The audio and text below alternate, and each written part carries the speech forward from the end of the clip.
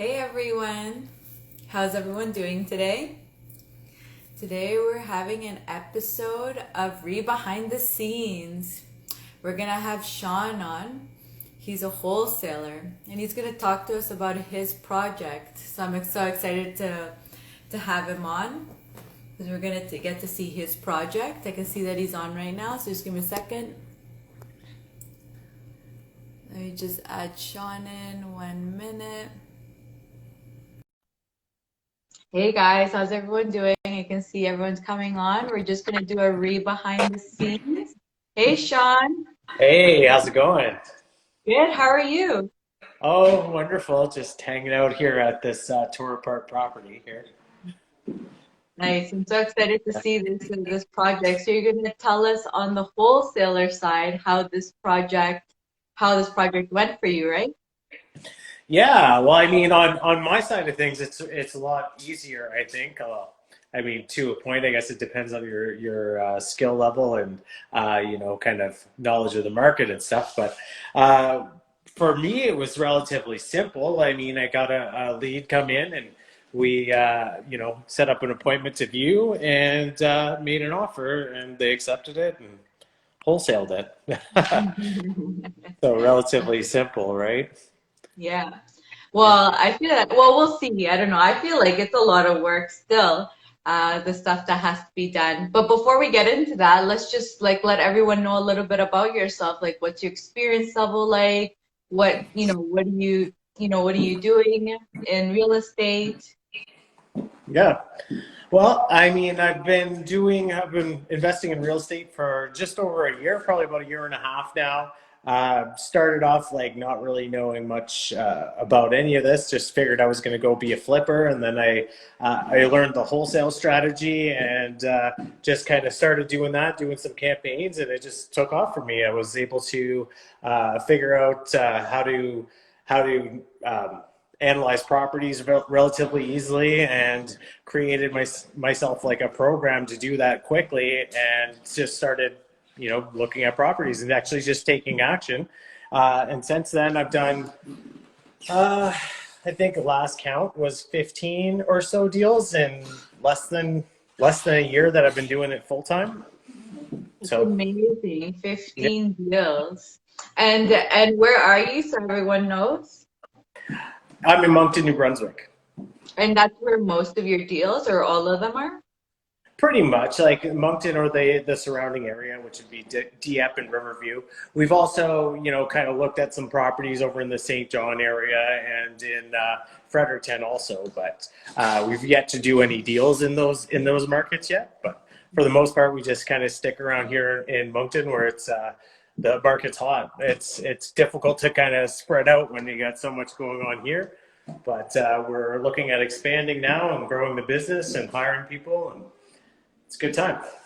That's awesome. So let's see the property that you sold. When did this sell? When did you sell it? When did it finally Uh, come to I the think it buyer? closed. I think it closed around the middle of the 1st of June.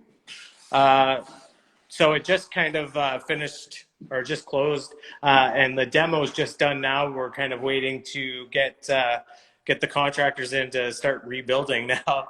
Do you want me to do a little walkthrough here? Yeah, let's do a walkthrough of what it is right now. All right. Well, I'll just go outside quick and just kind of show the house itself. All right. And so this property you've sold it, right? You're just the wholesaler on it, or are you also Yeah, involved in the other side? I'm just a wholesaler on this, but So it's you know the what's going on, I guess. yeah. Like I mean, I know all about this. I mean, the my he's one of my I guess regular investors that bought this one. So I mean, him and I have a relatively good relationship. So I just said, hey, I'm going to be on the show with Diana. Can I Can I get the keys and kind of go check out the place? Awesome. Because That's you great. can see it's a raised ranch. It's relatively good. These are known to be good duplex conversions. This isn't going to be converted, but as you can see, It's not everything's going kind of to be converted. What's that? Sorry, it's not going to be converted?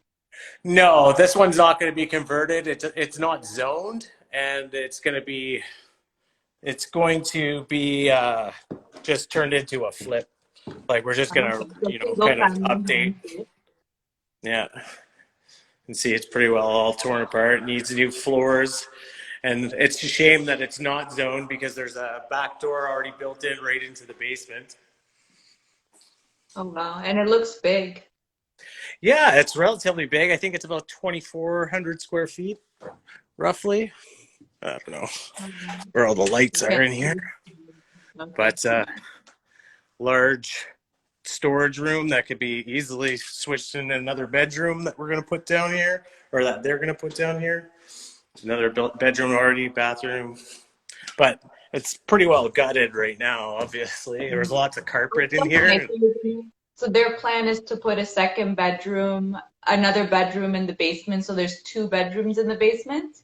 Yeah, I'm gonna put 2 bedrooms in the basement, and there's 3 bedrooms upstairs already. So turn it into a 5 bedroom, and then like possibly put a kitchenette down there as well, so we can sell it kind of as a in-law suite sort of situation, and then yeah, the buyer can decide what they choose to do with it after the fact, but it won't be Okay, so you're gonna make an in-law suite. That's good. At least that gives the buyer the option to decide what they want to do with it. yeah. Well, and I mean that's kind of the plan, because I mean if anybody knows, like doing a duplex conversion is quite pricey and it's very difficult to do, right? So Especially if you don't have the zoning. yeah, exactly, right. So that's the property, as you can see, is it's gutted right now pretty well, but No, but it's nice that you're able to sell that. And so you're saying that the like the whole process was very easy for you? for it was for me, and I think the biggest hurdle that people run into is themselves, right? Like it's taking action is the biggest part about it. Like once you have a rough idea of your market, or a decent idea of your market, especially in these hot markets right now, and you can work out your numbers relatively easy. Maybe I take for granted that I have experience in construction. I have a relatively good mind for what something's going to cost, because I did had my own business doing like handyman work and stuff like that before. So I mean, for myself, it's easy, uh, but I don't think anybody would really have a difficult time. Like if you got in touch with a contractor or partnered up with a contractor who was good at estimating, or an estimator of some sorts, like you could figure out what your repair costs are going to be relatively easily. Yeah, and I guess then because like you said, the person that you sold it to, he's like a repeat customer to say. So I Mhm. guess in that sense it's also easier because I've noticed that I don't know if previous wholesales have been like this for you, but you kind of have to make sure the buyers and the sellers are, making sure like they're finding their lawyers, making sure they're like checking everything, like so you didn't have to worry about any of those types of things with either side, the buyer or the seller. Oh, 100% you do. But I mean, that's part of the process. I think creating a process is very important. And I have been lucky up until this point, where most of the investors that I've dealt with have been right within my bubble. So I haven't had to do a ton of that stuff, but definitely creating that process is important. I try to put any out of town investors through my lawyer, just to make the process easier, because they don't necessarily take deposits or want to give out their account information to put deposits in, unless it's somebody that's going to be working with them. So that's one situation that I've kind of lucked out with. But at the same time, yeah, 100%. Like we've built out a sheet that we'll send out to our buyers and our sellers, that have recommendations for lawyers, for moving companies, all the numbers for utility transfers and all that stuff too. So we just kind of send that off with a little reminder phone call of things that need to be done prior to closing, right? Okay, so you have your process in place and you are doing like reminder calls and just follow-ups and things like that. Yeah. Oh yeah. Well, I mean, if you're, I think you can only kind of wing it for so long if you're not kind of doing that sort of thing, like, because it's going to end up biting you. And really, at the end of the day, if you don't, the contract kind of comes back to you, right? You're putting your name on it. You should be doing your due diligence to make sure that everything goes through properly. Exactly. And so what would Yeah. you say then is your process for um, the seller and the buyer, just like to help, the transition go through? Like what kind of check-ins do you do? Well, starting, like, I'll get the contract and then I'll set up appointment to come do pictures and all that stuff. Once I have the pictures, I'll have the sellers do a property disclosure, and also I'll have them answer insurance questions for the buyer, because that always ended up being like a thing that people will come back with. Oh, we need this answer, that answer. So we'll just put them into the beginning of it. Once we have all that from the customer, we'll write out our disposition. With the disposition, we'll obviously market that to our different investors or potential buyers. Once we have somebody that's interested, we'll sign it. Once it's assigned, we'll get all the or the buyer's information, like the lawyer they're going to use. Give them our buyer's package as well, with recommended lawyers, utilities, this, that, and the other thing, everything that they're going to need. And then we'll set a reminder and confirmation call just to make sure that all that stuff has been taken care of prior to closing, and then we'll just let it go to closing, and with a reminder approximately once a week, just to make sure everything's still going smoothly. Oh, that's great. That's really good that you have your process in place. Now, what about, let's say, the beginning part? Like, we'll talk about this one specifically. Was there a long time for negotiation, or was it like the first one you guys like ironed it out, and like how did that negotiation go, and like how long was that period of time before you were able to get it on contract? I think it was only a few days between, like, I think the longest period was between getting the first call and setting up the viewing date. After that, we just I booked an appointment to make an offer, and then obviously we kind of went back and forth a little bit, but we ended up agreeing on a price, and that was it. Like, really, like, I've seen some where the price was agreed on the phone originally. You ask them what they're looking for, that's in the price range that you can pay for that place, and then you just get it under contract. And then I've seen some where you're kind of fighting nickels and dimes too, right? So it's just kind of, but this one actually went decently well. I offered what I offered. They kind of hummed and hawed a little bit and then agreed, so it was good. Went through. That's fast, because there are, I don't know, at least around here, usually, well, I guess it depends, right? So I guess, was this person was, I guess, very motivated? What was their motivation to sell? Uh, I don't think they were overly motivated. They got the idea to sell, then wanted to move to an apartment. They're older. I mean, the maintenance was getting to be a lot, and like, if you've seen the place before, like, it was quite dated and it needed a bunch of work. The roof needed to be done, so there was a lot of stuff like that. I'm sure that was kind of a motivating factor for them. But as far as I could tell, there wasn't any specific motivation that would, kind of force them either way. But, like, you know what I mean? The offer that I made for the property, was a lower offer, of course, but I mean, it was very dated, and the market here is volatile. You don't know what's going to happen, right? Yeah, yeah. So, yeah, I'm surprised though that if they, I mean, I guess, but they must have, I'm assuming then that they must have been looking beforehand, or even, for example, like, let's say in Moncton, or like in New Brunswick as a whole, I don't know how far out, but is it normal, let's say, to do private sales over there, or are people normally very motivated with using a realtor? Like, what kind of environment is it over there? Well, realtors are definitely my biggest competition. as far as that goes. And I mean, with it being a hot market in a smaller town, it's like everybody knows that it's a hot market. So, which is, good thing and a bad thing at the same time, because I mean, it's a good thing because once I get a property under contract, there's a good chance that my numbers are going to work out and maybe even a little better based off of the data that I'm able to acquire. But it's a bad thing also because everybody knows the market's good and therefore thinks that their property is worth more than it even is. Right. So it's a struggle there for sure, but it's a numbers game, just like anything else. Like you're going to eventually, you're going to get the people that think their property is worth $100,000 more than it is. But then you're also going to get people that are reasonable and understand that the property needs this much work. And if you're honest with people and transparent, they're usually people root for you. And money isn't as a determining factor so much as everyone likes to believe it is. Sometimes people just want the convenience of being able to sell it privately. I literally got a place under contract.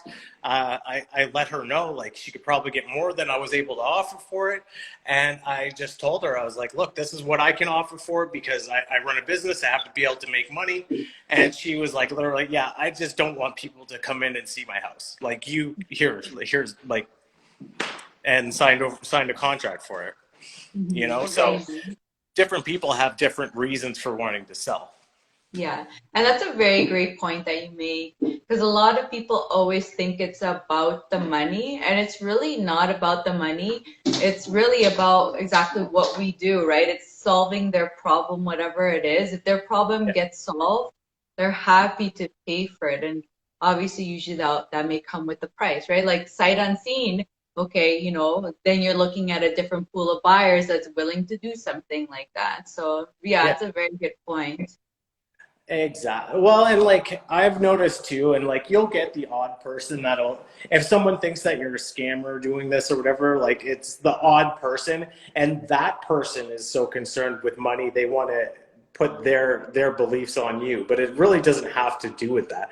And I try not to be that guy. If I can offer a bit more, I try to offer a bit more. We have numbers that go within the business model. If we're able to get it for roughly that amount, then yeah, let's do it. I'll give you as much as I possibly can to do a deal. But you know what I mean? There's still got to be enough meat on the bone to make some money. Otherwise, there's no point in me buying it in the first place.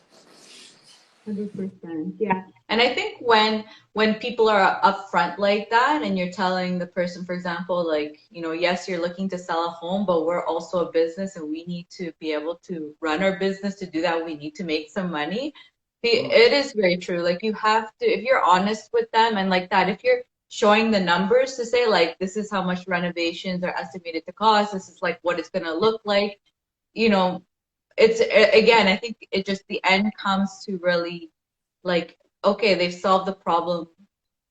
They've solved my problem, and they've given me this logical information that makes sense and it looks reasonable. Why not sell? Exactly. And people are relatively easy to deal with. I find the ones that are difficult aren't going to do a deal with you anyway. So if you're honest with them and tell them with your intentions, then you don't ever have to go forth thinking that you're doing anything to harm anybody. I go through this and I'm being completely honest with them. This is what I could do. This is probably what it's going to cost me. This is what I'm expecting kind of in the end. So they can see, from point A to point B, and then they can understand why I'm giving that offer. And it's really the kind of their decision whether to go forward. And I find most of the time when you're honest with people like that, they appreciate it. And I've had people call me back after and say they got a higher offer from someone else, but they liked me better. Mm-hmm. Yeah, it's so true. It's always about their comfort level and how you can help them. If they feel like you're helping them, that wins all the time, because again, like I said before, it's about solving their problems. If they feel like their problems are solved, they're gonna want to go with you, because there are so many people that doesn't matter who it is. There's people that will be like, I just want to sell your house for you and that's it. And if there's no caring about it, they'll feel it, right? They'll feel like all Oh, you want is to get your commission and that's it. Why should I go for you, you know? oh yeah, like people are very intuitive with stuff like that too, right? They realize. And I mean, if you approach it from a serving standpoint, like I've literally gone in and told people like, look, you're probably better off doing this because this is your situation. You're probably better off going to a realtor. And like, I'm not gonna lie to you, like it is what it is. I'm like, I'll make you an offer, but you're probably better off going through a realtor. And people are usually shocked that I would say that, but the truth is it doesn't affect me either way. Either I'm gonna give them a low offer and they're gonna think, oh well, I can get more and they go with the realtor anyway. Then me just straight up tell them, and I still have a potential of getting that deal because you know what I mean? They Yeah, have the option, which is what we're yeah, giving them, is an option. yeah. Serving, not selling. Exactly, 100%. So would you like to, so let's run through the numbers. So what did you buy it at? I got it under contract for 120,000. 120,000. And Yeah. so once, and what was the closing period? Like how long did you have it for before it closed? I think it was roughly 60 days, something like Okay. that. I don't remember the specific date that we got it under contract. So about a month, right? But yeah, Sorry, about 2 months.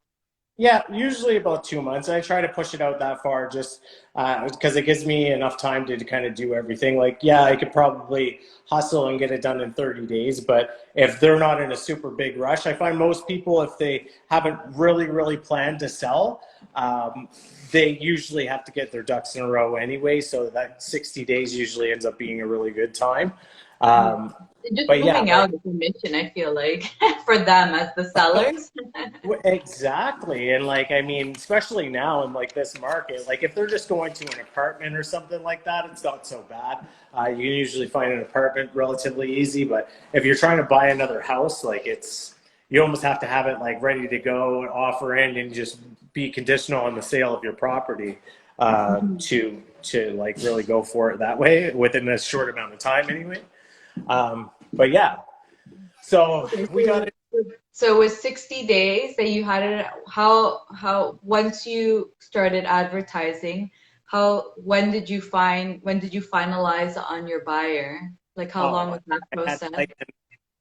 like I said, like my buyer's kind of a repeat buyer. I literally just say, I didn't even advertise it. I just said, hey, I got this deal, and he's like, okay, yeah, I want it, right?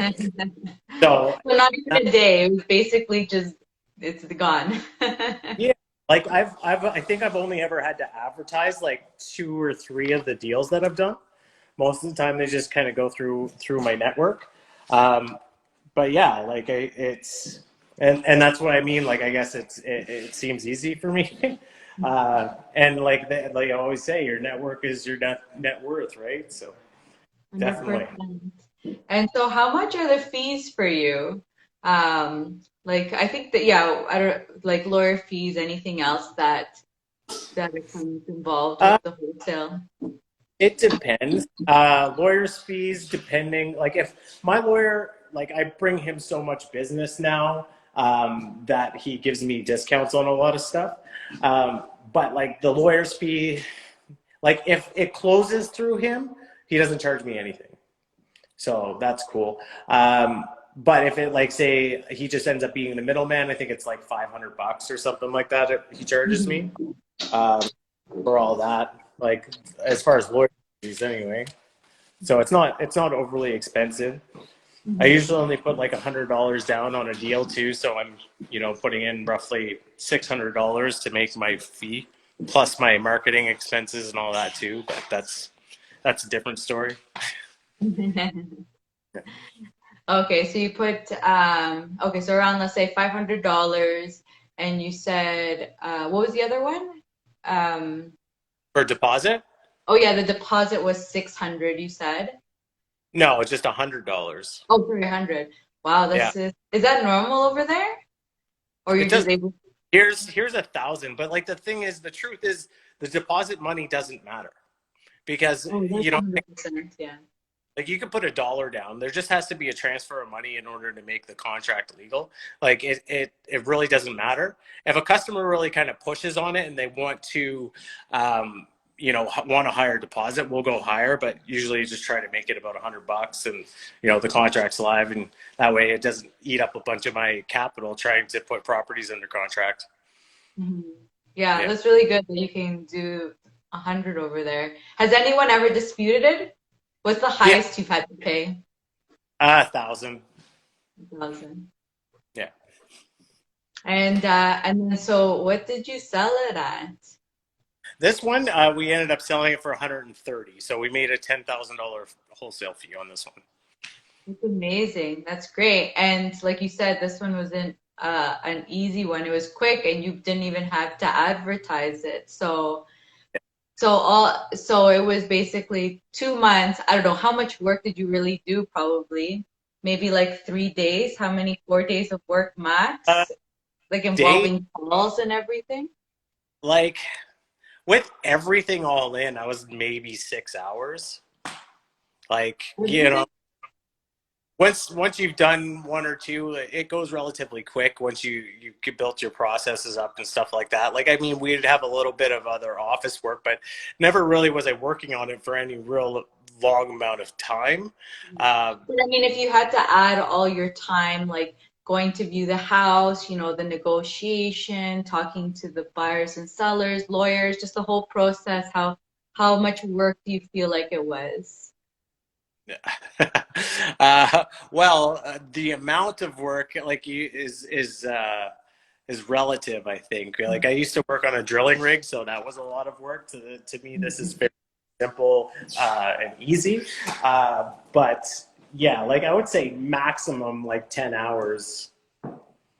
But I mean, a lot more that goes into it, right? Like it's not like every 10 hours I make $10,000. Like Yeah. right, there's a lot of calls and follow-ups and chasing down leads and things like that, right? Like it's for this particular property, this particular project. I didn't do, there wasn't an overly large amount of work involved. So it was relatively quick and easy, and it was a nice chunk of change that came in. Yeah. I mean, that seems to be kind of relatively the average on the deals, right? So it's good. That is good. So what would you say is the most amount of work you had to do in the 15 projects you've wholesales that you've done? What do you say was the longest one? Well, I did a flip on um, that I thought was going to be a great deal, but it just ended up being me buying work.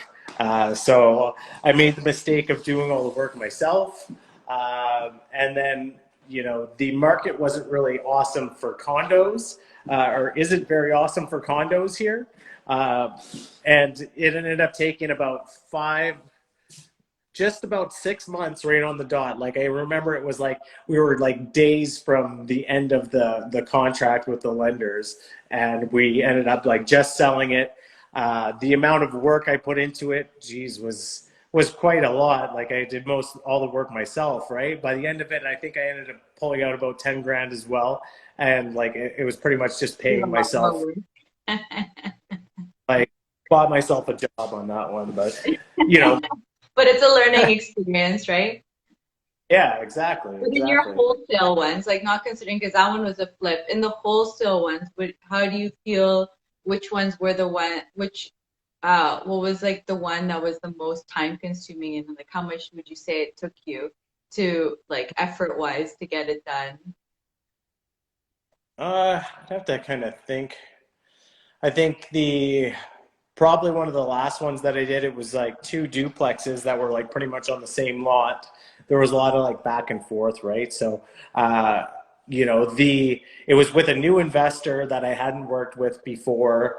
So there was a lot of anxiety there, whether they were going to be able to close or not, especially right after they signed the assignment papers. I seen posts on Facebook, hey, we need a lender. Oh, So, which was a little bit anxiety driven there. And then I was, obviously, okay, here, I talk to this person who might be able to help you. A little more back and forth with that one between the seller and getting, I had a lot of walkthroughs. I think we maxed out on our walkthroughs before we even, before closing. There was a bunch of different things, like there were some foundation issues with this one too, so they needed to get like interior drains done, so I had a foundation guy in there. He gave me some quotes and all that, so I had that for the potential buyer, right? Because I try to make it as easy as possible for them. So if there's any serious issues or anything like that with the property, I get quotes and all that beforehand, so I can basically give them legitimate numbers. Because I mean, the last thing I want to do is obviously give somebody a bad deal, because I want repeat customers. I want people to keep coming back to me if we worked together before, right? Your reputation is very important because you're the face of your company. Well, and that's the thing. And like, I mean, it's so easy to ruin your reputation, and it only takes that one person to say, oh yeah, he screwed me over. And I mean, it's a small world. It's a smaller world than you want to believe, that in the investor groups here. Like, it doesn't take very long to get a bad name, right? Mm-hmm. So very important to me that, the deals that I give are deals that, and the numbers that are going to work out the way that I think they're going to, right? So. Mm-hmm. Yeah, that makes sense. It is. And yeah, like you said, because it's funny, I feel like when you look at the real estate investor community, there's a lot of people in there. But when you really look to who are the active ones, actually active ones, I feel like everyone does get to know each other. The ones that are actually active, you really get to know them very quickly, because like that community, the active, really active ones that treat it as a business, is a small pool of people, and you do run by them very frequently. Yeah, I've noticed that, quite a bit, because I mean, most of the investors that I deal with are from Ontario, right? So it's like, yeah, I'm in New Brunswick, and there's some of us here, don't get me wrong, right? And I find here there's more competition here than there is with the investors I deal with in Ontario. I find everybody in Ontario that I deal with is very like, oh yeah, good for you, very encouraging and kind of supportive, where the ones that are here are all like trying to cut your throat all the time. But yeah, it gets tough when you're in your community, because everyone's like fighting for a piece of the pie.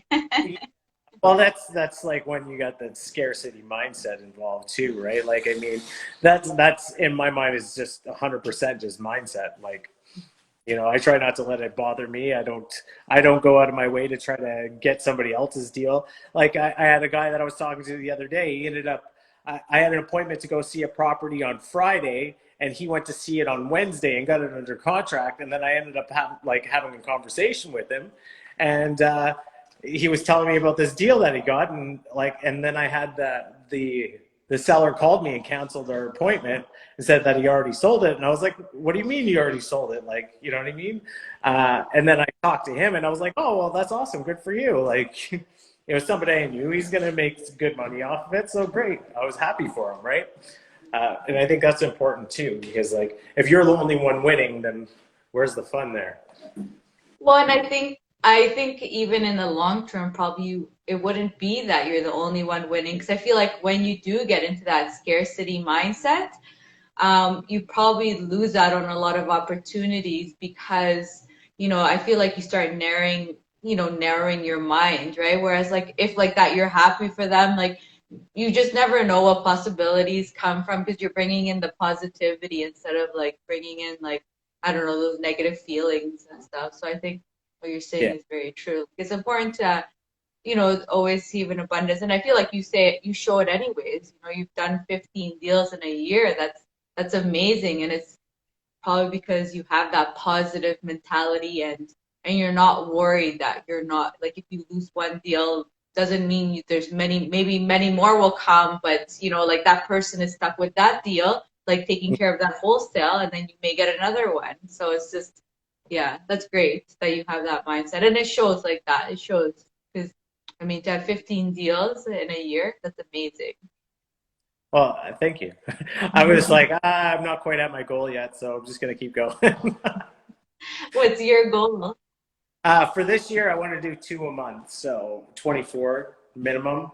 But I want to try. I think that I'm going to try to push to exceed that even. But you know what I mean. It's just more work, putting more stuff on, creating more processes to scale faster, right? Hmm. Hmm. Yeah. And like you said, you're going to be hiring people on your team to help you grow faster. Yeah, definitely looking for some salespeople right now that have at least a decent idea of what construction costs are. That would be amazing. And probably I would assume, are you going to continue the negotiation yourself, or the salespeople would be like actually going on and helping like find the deals? I think it's going to be a learning curve, a learning process there as well, to determine where I can allow like somebody to kind of take the reins of that. I think there's going to be some training involved either way, because I'm sure that most people aren't going to just be able to walk into this and be able to do it, or maybe they will. I don't know. Like if they can negotiate and you have a rough idea. But I might not necessarily have to do the negotiating, but I can give them the max offer and say, okay, well, based off of these numbers, here's the max available offer, and see if you can get it, right? Yeah, so in that way, at least they have their ballpark range of negotiations, and then you can go and do other stuff. Well, yeah, and I mean, it's interesting to kind of be able to expand into different things and different strategies. I'm going to stay into wholesaling until the business is going kind of by itself and doesn't really need me too much. But yeah, that's kind of the goal for down the road. Anyways, we'll see how long it takes to get there. But yeah, that's definitely the goal. And do you think you're gonna stay in wholesaling, or do you have future plans to change up your strategy? Well, I mean, I kind of base it on the deals. Like if there's a big flip like this, I don't necessarily want to take on that risk or sink that kind of finances into it. Like there's other people that are doing that. It's easier for me to just kind of wholesale it and walk away. But if it's, a wholesale kind of opportunity where somebody calls and they have a price and I'm able to kind of just do very minimal work to it and then put it back up on the market, I might take some opportunities like that. But other than that, I'm just going to mostly stick to wholesaling. Mhm. That makes sense. Be the expert in your area for the wholesaling. Yeah, well, and I mean, I think it's important to kind of to niche down too, right? Like to make sure that you master one strategy before you get shiny object syndrome and start doing a bunch of other stuff too, right? And I noticed that when I did the flip that I was talking about, it took me a couple months to kind of get all the work done and all that. And by the time I was dealing with all that stuff, I got so far behind on doing all the wholesale like strategy, like doing my marketing campaigns and doing my follow-ups and making sure that I got offers out on time and all that stuff.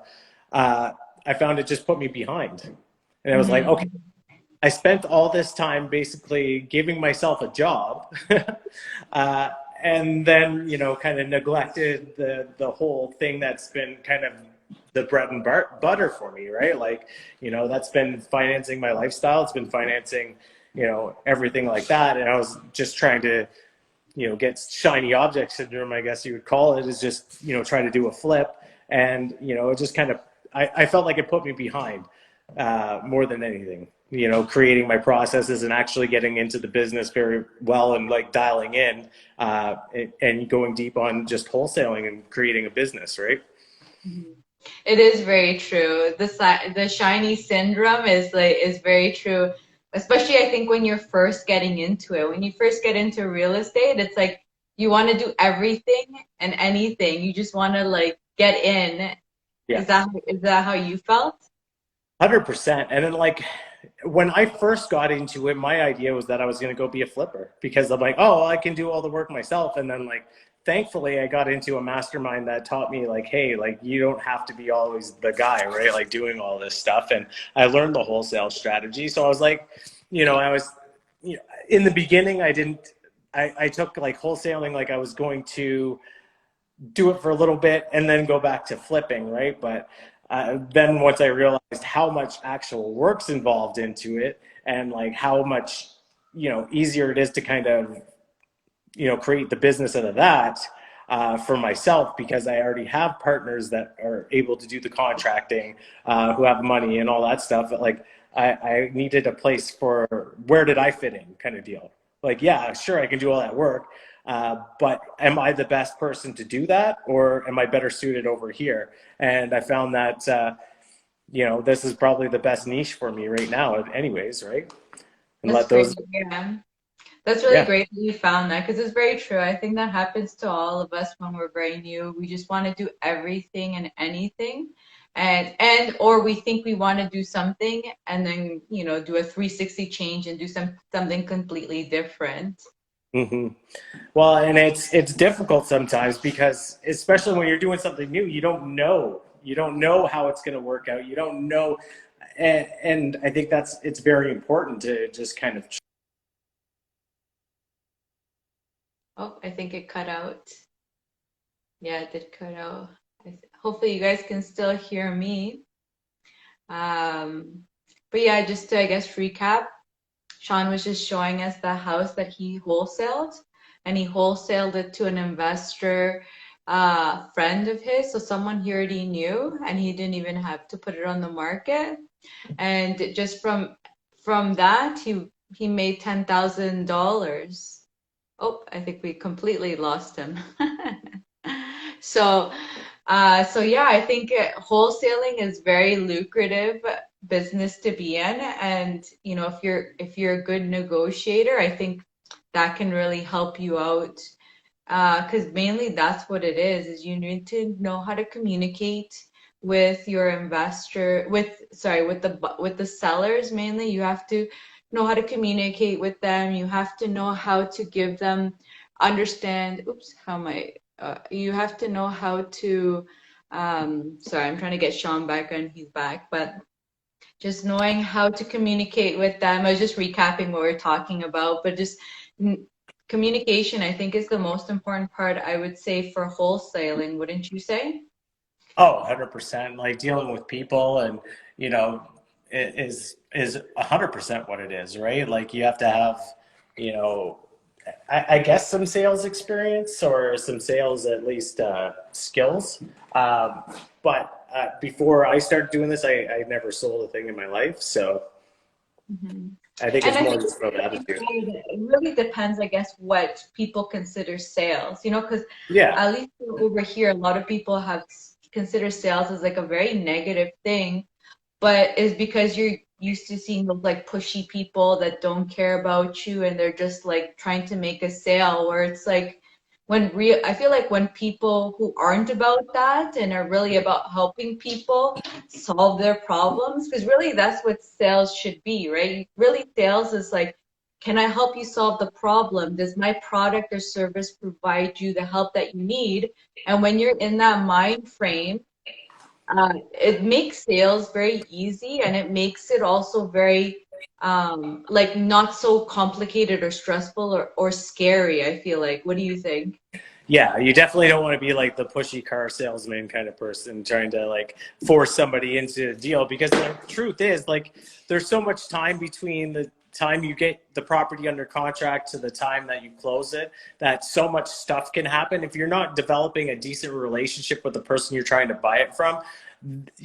Things can fall apart a lot easier. You're going to have way more headaches. It's not going to be as easy to do. It's not going to be a fun time either, right? Like, people, I think people who would try to be that kind of salesman are going to run into a lot more problems than is really necessary. Yeah, and I think that's where, like you said, the reputation probably gets lost, because if someone's like, oh, this person sold me a product that I didn't even need, it's like Yeah. even those, you just start losing your credibility if you're doing things without some kind of level of integrity. Yeah. So what would you Yeah. say? How many flyers? Because you said your goal is to have two wholesales a month. Right now, I would say you're probably averaging like one and a half, like you're almost at two a month, right? So how many flyers do you put out a month to get at least, let's say you're one a month? Like, what are you doing right now? I'm doing a lot.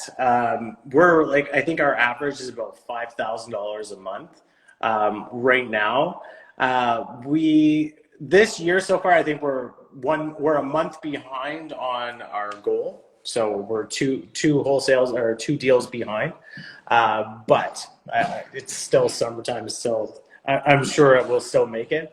I'd be more worried if we were behind in like December, uh, but I mean, we're putting out quite a bit of flyers. Like I think it's in like the 20,000 range.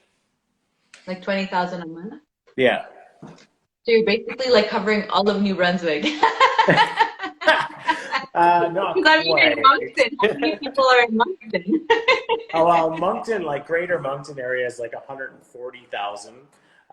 St. John is 80, and they have like a greater kind of area too, where there's a couple cities that are involved there. So they're probably in the, roughly around the same numbers. And Fredericton is, I think, a bit smaller at about 70 or 80,000.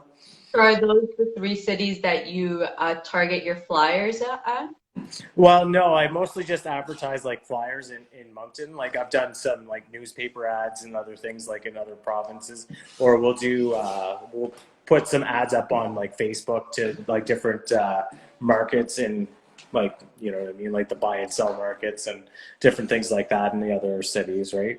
I haven't gotten to the point where I'm comfortable with doing virtual yet. So I always want to be in there and kind of be hands-on and, at least see what everything is going to be, because that's, in my mind, it's better for me to go in and look at it and figure out what the repair costs are actually going to be, instead of relying on somebody else. But, that's just meeting people and building your network to do that, right? Yeah, yeah. And it just helps you even when you're building your package for whoever's going to buy it, because you have a really good understanding of the property. Yeah. Well, and I think that's important. I mean, right now, like with the market being hot, I mean, I'm sure you see a lot of people that would, say that it's not as important, but, that's kind of the business model that I've built my process around. So it's difficult for me to just kind of go to a property and determine that it's, slightly under market value and try to wholesale it, right? But I mean, who knows? I'm sure you could also, but like I said too, I'm trying to build a reputation that I'm actually giving people a deal, like that they're actually going to come out on top at the end of it, right? Mm-hmm. And it's just easier to talk about it if you're there, because I mean, you've seen it and you know every little detail about the house. Yeah. Well, yes and no.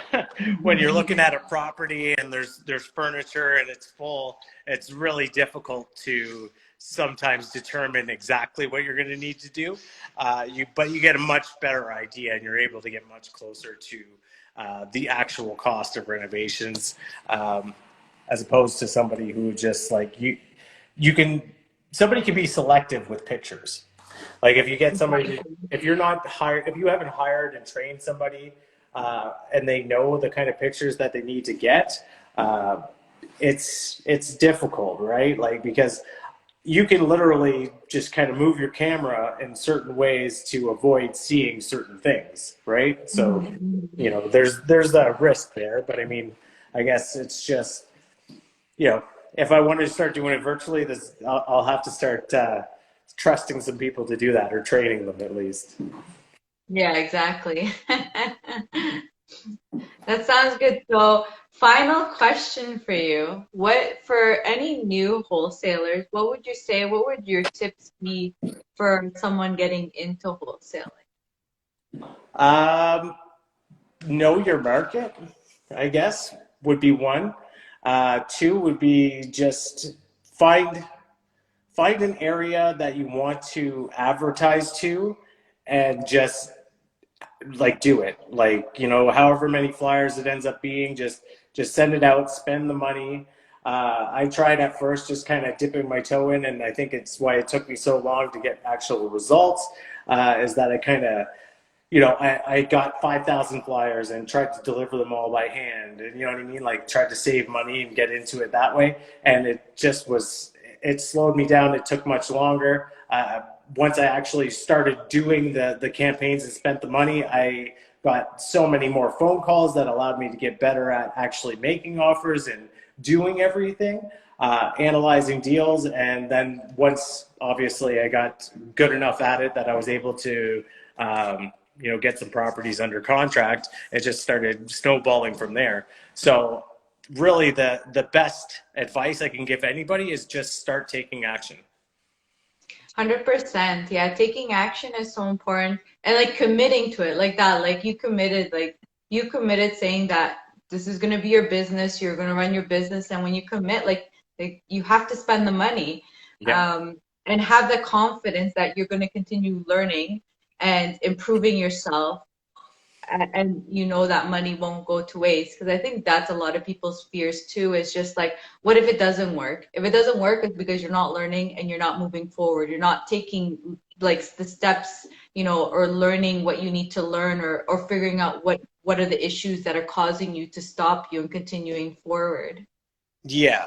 Well, I think it's very important to figure out your why, because if you don't have a real good reason to do it, then maybe you won't. If you're worried about wasting the money, then I mean, that's a mindset thing, because really if you did it and you learned, like, you never lose, you either win or you learn, right? Like, so, if I guess it kind of just depends on your pain points too, right? Like, why do you want to do it?